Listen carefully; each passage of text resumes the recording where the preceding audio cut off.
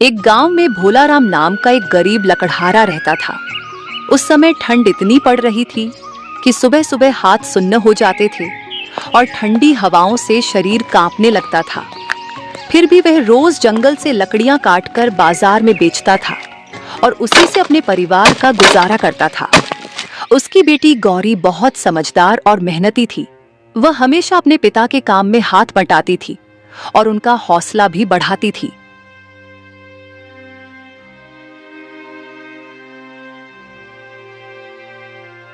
पिताजी, आप रोज पतली पतली लकड़ियां काट कर लाते हैं।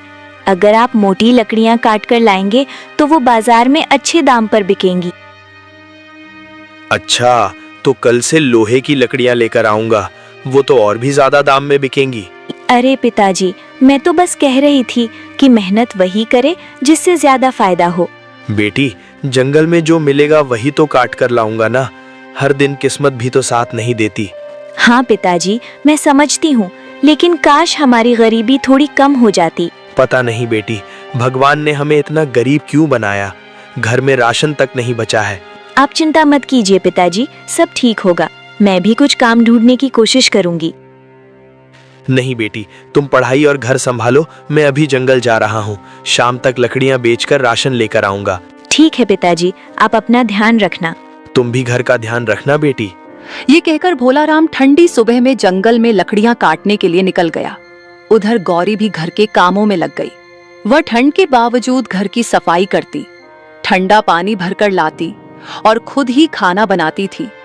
गांव के लोग गर्म गर्म कपड़े पहनकर रहते थे, लेकिन उसके पिता के पास ठंड से बचने के लिए कुछ भी नहीं था।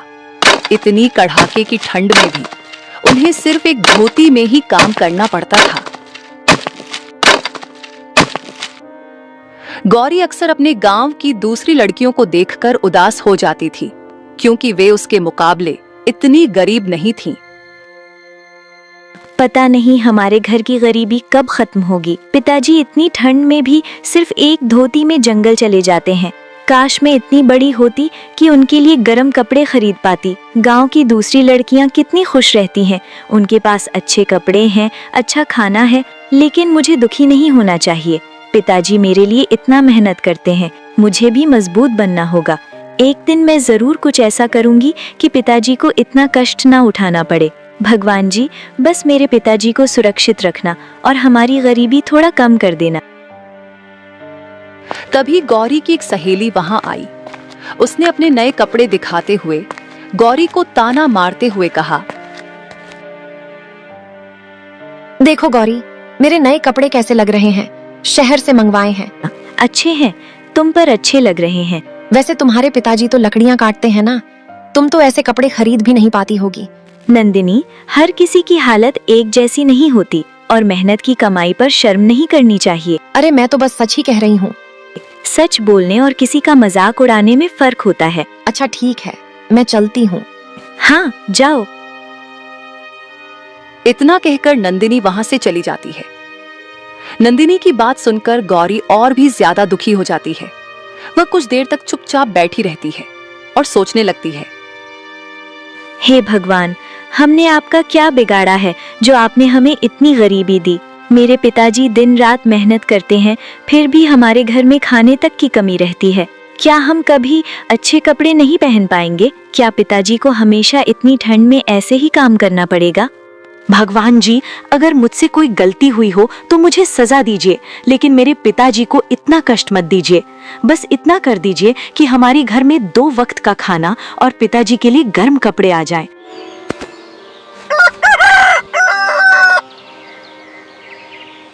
इसी तरह समय बीतता जा रहा था और समय के साथ उनकी हालत और भी ज्यादा खराब होती जा रही थी। इस वजह से गौरी अक्सर चिंतित और परेशान रहने लगी थी। वह हमेशा सोचती थी कि घर की हालत कैसे सुधरेगी और अपने पिता की मदद कैसे कर पाएगी। आखिर पिताजी मेरी बात क्यों नहीं सुनते? मैं कितनी बार कह चुकी हूँ कि मोटी लकड़ियाँ काट कर लाया करें, वो ज्यादा दाम में बिकेंगी, लेकिन वो हमेशा वही पतली लकड़ियाँ लेकर आ जाते हैं। ऐसे तो हमारी गरीबी कभी खत्म नहीं होगी। घर की हालत दिन ब दिन और खराब होती जा रही है। कभी राशन नहीं होता, कभी कपड़े नहीं होते। आखिर कब तक ऐसा चलेगा? बस अब बहुत हो गया। आज आने दो पिताजी को, तब मैं उन्हें साफ साफ सब बता दूंगी। मैं उन्हें समझाऊंगी कि ऐसे पतली लकड़ियां लाकर हमारा गुजारा नहीं चलेगा। अगर वो मेरी बात नहीं सुनेंगे तो मैं भी चुप नहीं बैठूंगी। मैं उन्हें बताऊंगी कि घर की हालत कितनी खराब हो चुकी है।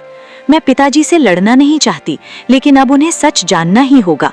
भगवान जी, बस आज मुझे हिम्मत देना कि मैं पिताजी से अपनी बात कह सकूं। शाम को जब भोलाराम काम करके घर लौटा तो उसके पास सिर्फ 100 रुपए ही थे।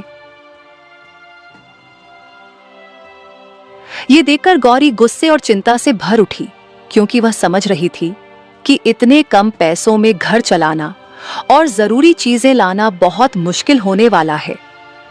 पिताजी, ये क्या? पूरे दिन की मेहनत के बाद सिर्फ 100 रुपए? इससे घर कैसे चलेगा? बेटी, आज जंगल में ज्यादा अच्छी लकड़ियां नहीं मिली, जो मिली वही बेच पाया।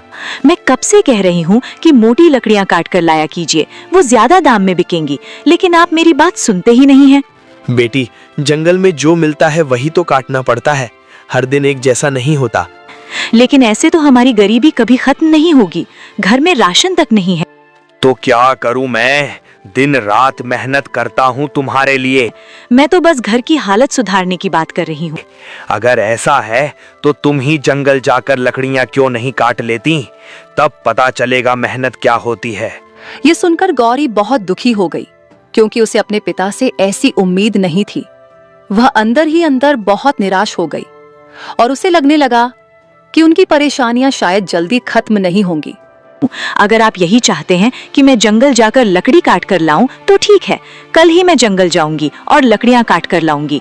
फिर आपको भी पता चल जाएगा कि मैं सिर्फ बातें नहीं करती, घर की जिम्मेदारी समझती भी हूँ।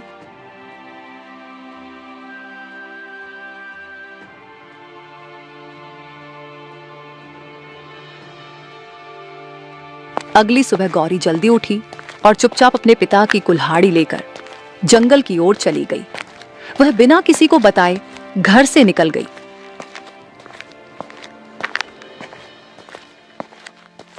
जब भोलाराम उठा तो उसने देखा कि गौरी घर पर नहीं है। यह देखकर वह बहुत परेशान हो गया। गौरी, ओ गौरी, बेटी कहाँ हो? अरे ये लड़की गई कहाँ सुबह सुबह? कल मैंने जो कहा गलत तो नहीं कहा था। मैं उसके भले के लिए ही तो बोल रहा था। जंगल का काम आसान नहीं होता, वो समझती क्यों नहीं है? मैं दिन रात मेहनत करता हूँ इस घर के लिए। अगर मैंने गुस्से में 2 बात कह दी तो क्या गलत कर दिया? लेकिन वो है कहाँ? बिना बताए कभी नहीं जाती थी। कहीं सच में जंगल तो नहीं चली गई? हे भगवान, मेरी बेटी को सुरक्षित रख।